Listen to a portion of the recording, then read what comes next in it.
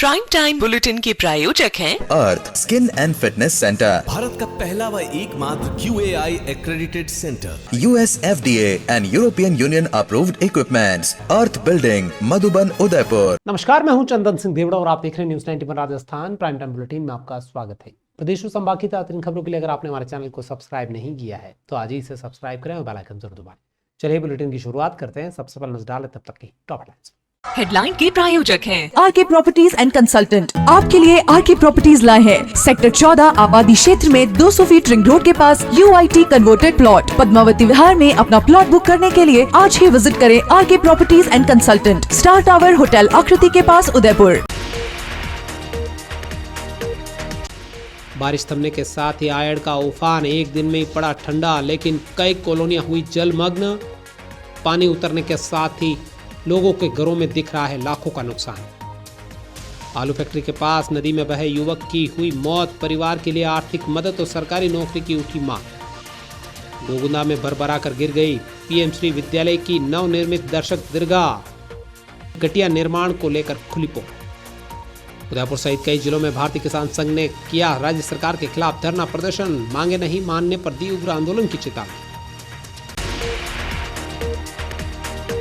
उदयपुर में तेज बारिश का तो आलम थम गया है, लेकिन हल्की फुल्की बारिश हो रही है, लेकिन जलाशयों में अभी भी पानी की आवक बनी हुई है। खासतौर पर आयड़ का जो उफान था वो तो नीचे उतर गया है, लेकिन आयड़ में अच्छा खासा पानी उदय सागर में जा रहा है।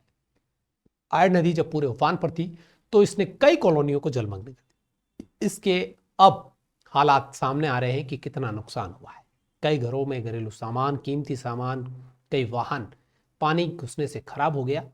लोगों को काफ़ी नुकसान हुआ है। आयड़ ने अपनी जद बताती कि उसकी सीमा कहाँ तक है। अगर उसके सीमा क्षेत्र में बढ़ोगे तो फिर इसी तरीके के नुकसान झेलने पड़ेंगे, वो चाहे 2 साल हो, 5 साल हो या फिर 20 साल हो। ऐसे में जिम्मेदारों को भी चाहिए कि जो भी डेवलपमेंट हो, जो भी आवासीय कॉलोनियां बसे, वो नदी के उस बहाव क्षेत्र से दूर रहे, ऊंचाई पे हो, ताकि ऐसे जल भराव की स्थिति न बने। आयड़ नदी का पानी जिन कॉलोनी में घुसा, उन मकानों में रखा हुआ इलेक्ट्रॉनिक सामान हो या फिर घरेलू सामान, सब खराब हो गया। कई वाहन पानी में डूबने से खराब हो गए। मैकेनिक के यहाँ पर इन्हें रखा गया है, लेकिन जो सामान पानी में डूबा रहा वो ठीक होने लायक भी नहीं है। लोगों का कहना है कि समय रहते उन्हें अलर्ट नहीं मिला, संभलने का मौका नहीं मिला। आयड़ नदी में पूरे वेग से पानी आया, यानी कि फ्लड कंट्रोल पूरी तरीके से फेल रहा, जिससे यह स्थिति बनी। उदय सागर के कैचमेंट में लगातार तेज बारिश हो रही थी, तो फिर पानी के बहाव को देखते हुए उदय सागर के गेट भी समय रहते खोले हुए रखने चाहिए थे। साथ ही ऊपर से जितना पानी आया उस हिसाब से भी लोगों को संभलने का अवसर मिलना चाहिए था। लेकिन ये बात कौन समझाए कि जब आयड़ नदी के फैलाव क्षेत्र में ही आप अपने आशियाने बना के रह रहे हैं, आयड़ नदी का जो हाई फ्लड लेवल के दौरान जो लेवल है उसके निचले इलाके में आप घरों में रह रहे हैं, तो फिर पानी तो आना जायज़ है। अब दोष किसे दें ये समझ नहीं आ रहा है, लेकिन कोई न कोई तो जिम्मेदार एजेंसी होगी जिसको ऊपर ये दोष जनता द्वारा मढ़ना लाजमी होगा। शनिवार को आयड़ के अंदर जो उफान आया उसके चलते कई कॉलोनियों के अंदर पानी भर गया। लोगों के सामान इस पानी में डूब गए, लाखों का नुकसान हुआ है। कई वाहन पानी में डूब गए, जिससे वो ठीक होने की स्थिति में भी नहीं है। सबसे ज़्यादा नुकसान इलेक्ट्रॉनिक आइटम का हुआ है। साथ ही कई लोगों के पलंग, गद्दे, सोफे सब कुछ कीचड़ में तब्दील हो गए। ऐसे में अब लोगों का कहना है कि उनको इसका मुआवजा कौन देगा। सरकार की ओर से इस कॉलोनी के अंदर पूरा सबको बहुत नुकसान हो गया। लाखों की संख्या के अंदर लोगों का नुकसान हुआ। घरेलू सामान पूरा खराब हो गया है, कोई भी यूज़ करने जैसा नहीं। जो फ्रिज हो, वॉशिंग मशीन हो, बिस्तर हो, जो पलंग हो, सब फ्लोटिंग कर रहे थे जो पानी के बहाव में। और किचन ऐसे भर गया थे, उसको साफ़ करने में हमको अभी 2-2, 3 अभी दिन लग रहा है। और इसका कारण से भी तो सरकार की ओर से जो नुकसान हुआ है, सरकार की ओर से लोगों को राहत मिलना चाहिए। जो नुकसान हुआ उतना उनको सरकार से उससे दिया जाए, ये हमारी विनती है। हमेशा पुलिस की गाड़ी घूमती है कि भाई पानी आ रहा है, तो मदार से पानी आने में 1 घंटा लगता है, तो 1 घंटे के अंदर आदमी अपने आप को समेट सकता है। यहाँ पे कोई इस तरह की वार्निंग नहीं दी गई, एकदम पानी आया। हम देख रहे थे पानी नदी के अंदर है, और नदी में चलते चलते देखते देखते 10-15 मिनट के अंदर पानी बिल्कुल ऊपर आ गया और उसने आकर के सारी तबाही मचाना चालू कर दी। जो नीचे जो अंदर थे वो अंदर ही रह गए, जो बाहर थे वो बाहर ही रह गए। रेस्क्यू में तो कोई नहीं आया, खाली जो फंसे हुए थे उनको आकर के निकाल के ले गए। बाकी रेस्क्यू कॉलोनी की तरफ से किसी को नहीं किया है। यहाँ पे 2-1 जने सामने फंसे हुए थे मंदिर के ऊपर, उनको निकाला रेस्क्यू टीम ने आकर के। 1-2 जने और थे कहीं पानी में इधर उधर उलझ रहे थे, उनको निकाला। उसके अलावा कोई किसी को रेस्क्यू नहीं मिला यहाँ पे। नुकसान है, फ्रिज हो गया, टीवी हो गया, वॉशिंग मशीन हो गया, वाटर कूलर हो गया, डीवीडी हो गया, और ट्यूबवेल का वो मोटर है, और बिस्तर है, कपड़ा, बच्चों का कपड़ा, हमारा कपड़ा, सब कपड़ा वो सब खराब हो गया। और किचन का सामान पूरा, गेहूँ चावल सब बह के गया। प्रशासन सुबह आके, नगर निगम वाला आके वो रोड वगैरह साफ़ कर दिया, कीचड़ था। बाकी वही कर रहे हैं। बाकी अभी तक अपना अंदर का काम हम खुद करना पड़ता है। घरों के हम कर रहे हैं, वो तो खाली सड़क का जो क्लियर कर रहे हैं। कम से कम आधा फुट खिचड़ी था।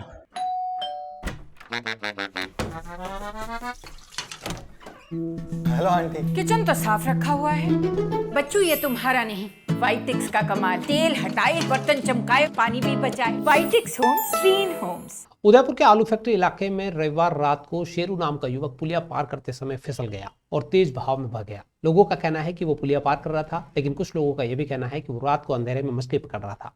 सोमवार को उसका शव नदी के बाहर बरामद हो गया। घटना के बाद समाज के लोगों ने जिला कलेक्ट्रेट को ज्ञापन सौंपते हुए मृतक के आश्रित परिवार को 50 लाख रुपए की आर्थिक सहायता और पत्नी को सरकारी नौकरी देने की मांग की।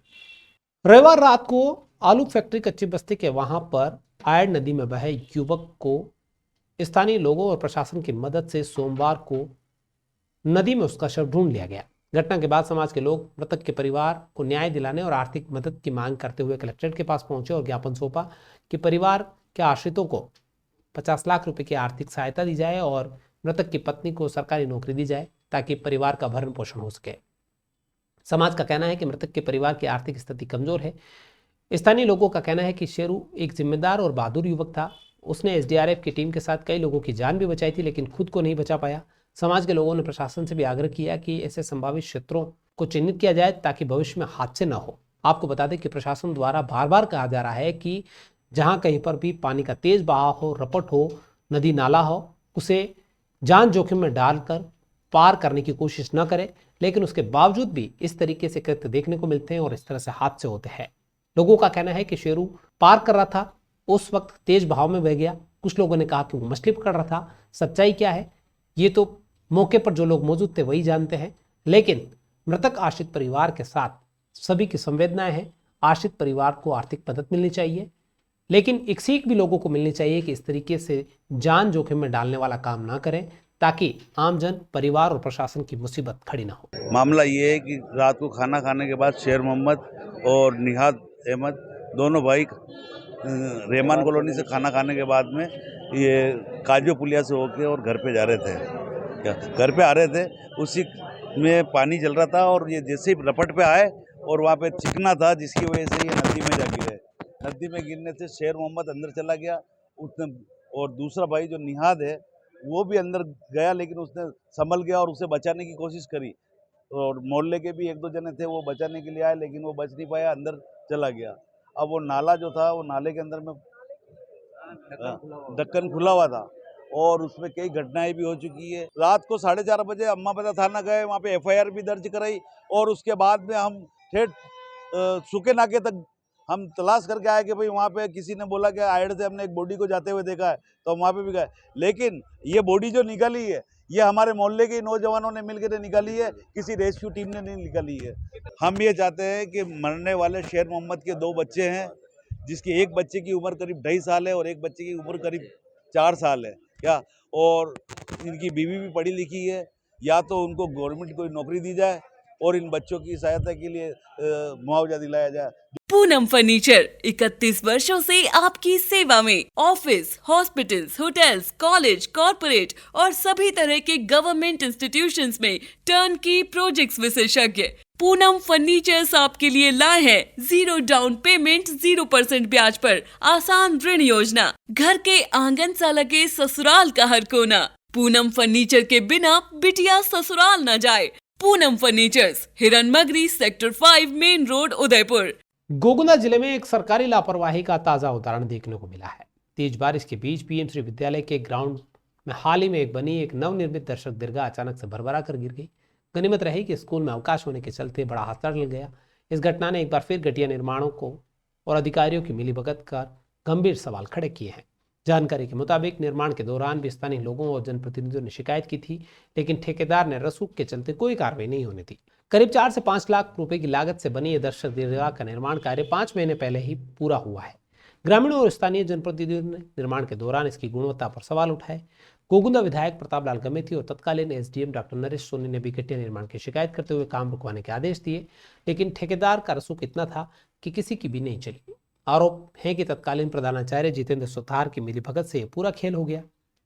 घटना के बाद निर्माण कार्य की देखरेख करने वाले विभाग के जूनियर इंजीनियर ने स्कूल प्रशासन से मीडिया को इस घटना की जानकारी नहीं देने तक की बात कही। सीधे तौर पर इस मामले को दबाने की कोशिश यही दर्शाता है कि यहाँ पर भ्रष्टाचार की बू आ रही है। घटना निर्माण के चलते ही ये नवनिर्मित दर्शक दीर्घा जमींदोज हुई है। गोगुंदा के एसडीएम आईएएस शुभम भैसारे ने इस घटना को गंभीरता से लेते हुए ठेकेदार और जेईएन पर सख्त कार्रवाई करने की बात कही है। आपको बता दें कि इस ठेकेदार ने उदयपुर जिले में और भी जगह पर इसी तरह की दर्शक दीर्घाएं बनाई है, जिनकी गुणवत्ता पर भी सवाल खड़े हो गए हैं। राजस्थान के 15 जिलों में सोमवार को भारतीय किसान संघ ने अपनी विभिन्न मांगों को लेकर एक जोरदार प्रदर्शन किया।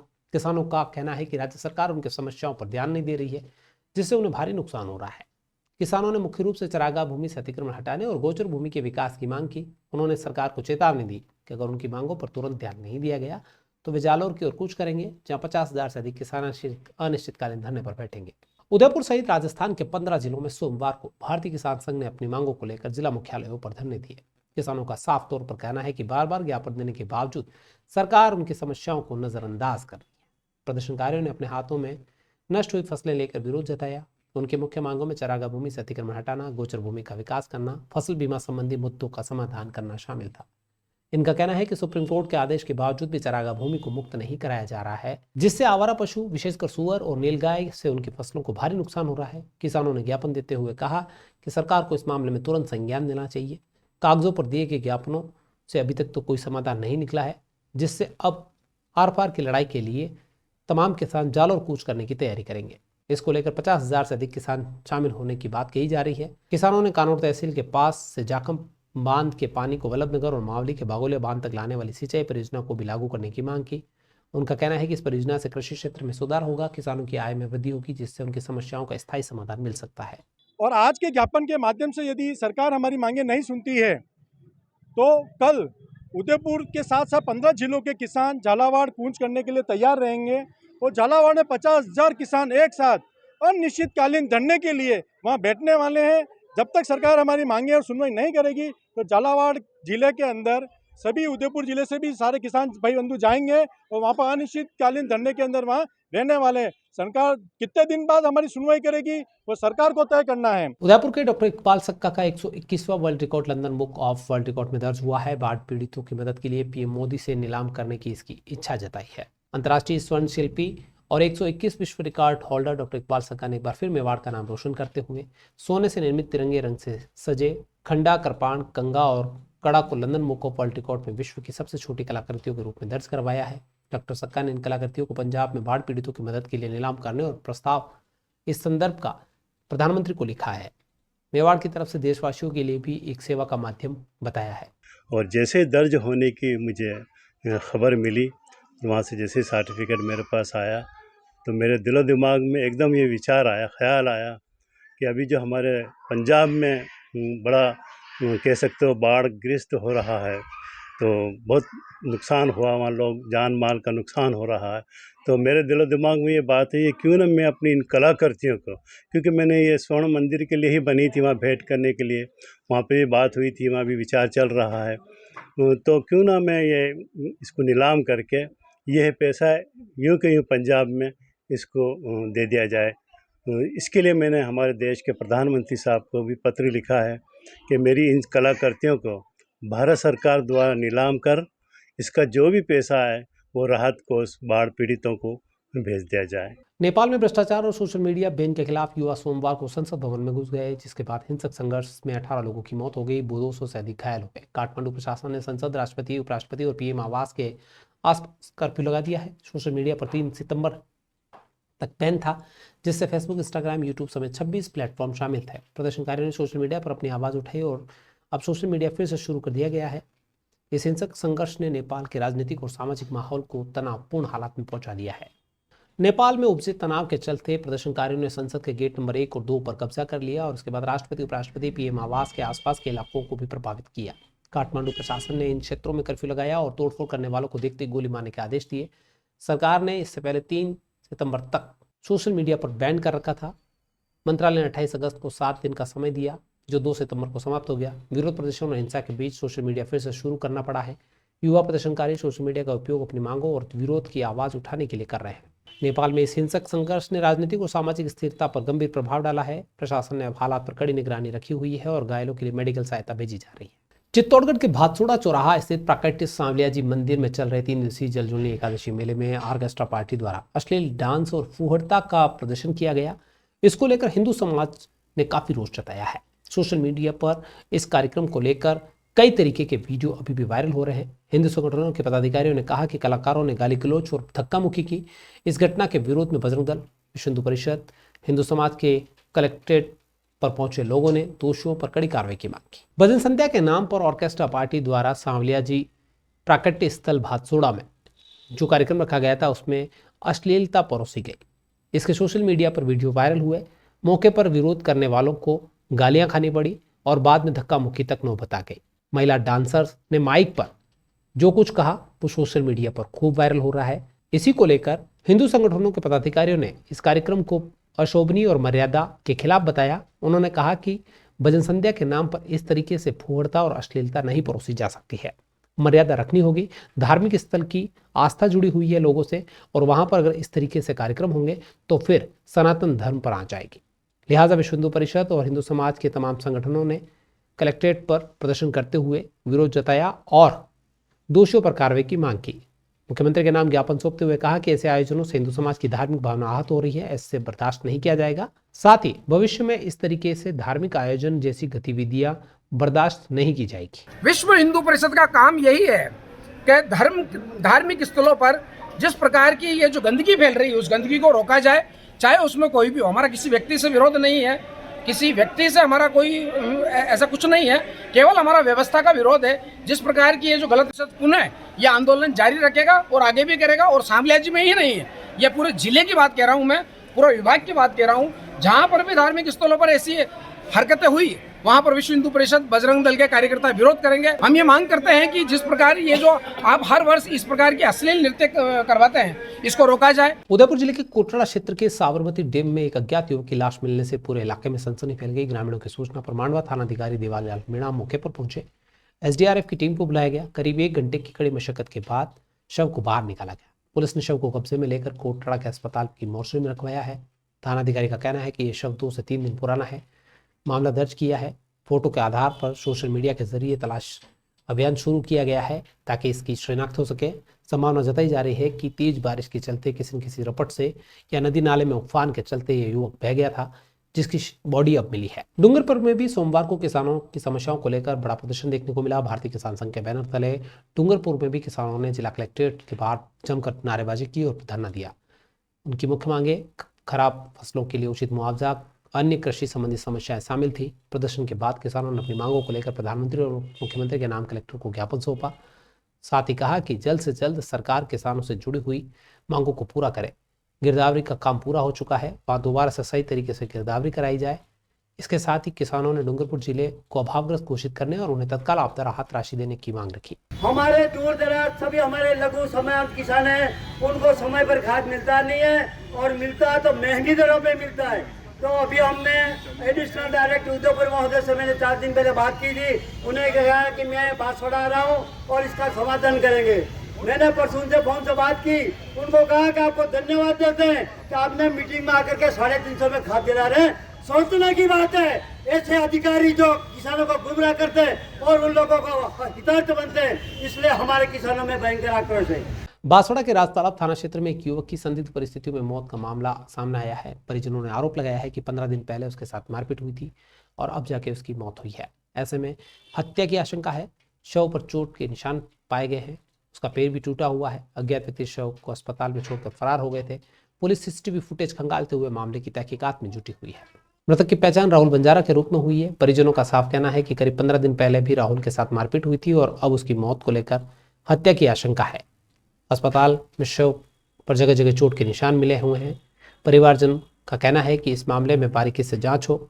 एक अज्ञात व्यक्ति अस्पताल में उसे छोड़कर गया था, वो कौन था, इसको लेकर सीसीटीवी फुटेज खंगाले जाए ताकि उसके जरिए इस पूरे मामले का खुलासा हो सके। बांसवाड़ा जिले के छोटी सरवन उपखंड की ग्राम पंचायत छायन बड़ी में राशन गबन का मामला उजागर हुआ है। ग्रामीणों का आरोप है कि पंचायत के राशन डीलर महीनों से सरकारी राशन वितरण में गड़बड़ी कर रहे हैं, राशन बाजार में बेच रहे हैं। निवर्तमान सरपंच इंदिरा, वार्ड पंच और अन्य ग्रामीणों ने डीएम को ज्ञापन सौंपते हुए डीलर्स का राशन लाइसेंस रद्द करने की मांग की है। साथ ही कानूनी कार्रवाई करने को कहा है। नए डीलर नियुक्त करने की भी मांग रखी है। ग्रामीणों का कहना है कि समय पर राशन न मिलने से आमजन सरकारी योजनाओं का लाभ नहीं ले पा रहे हैं। गरीब को 2 जून की रोटी नहीं मिल पा रही है। राशन डीलर बाजार में गरीबों का राशन बेच रहा है और जरूरतमंदों को राशन नहीं मिल रहा है। इस बारे में तहकीकात हो, जांच हो और कार्रवाई हो।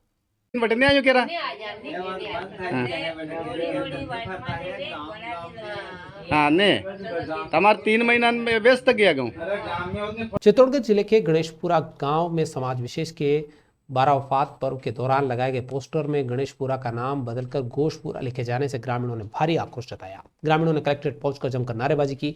पोस्टर में दिख रहे 16 युवकों पर सख्त कार्रवाई की मांग की। ग्रामीणों ने आरोप लगाया कि यह सांप्रदायिक सौहार्द बिगाड़ने की साजिश है।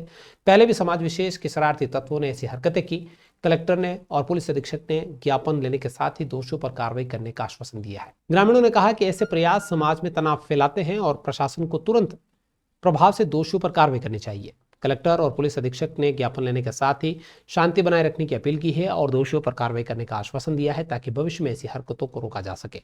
आपको बता दें कि गणेशपुरा का नाम गोशपुरा करने को लेकर जो पोस्टर लगाए गए उसके बाद से ही आक्रोश तेज हो गया था।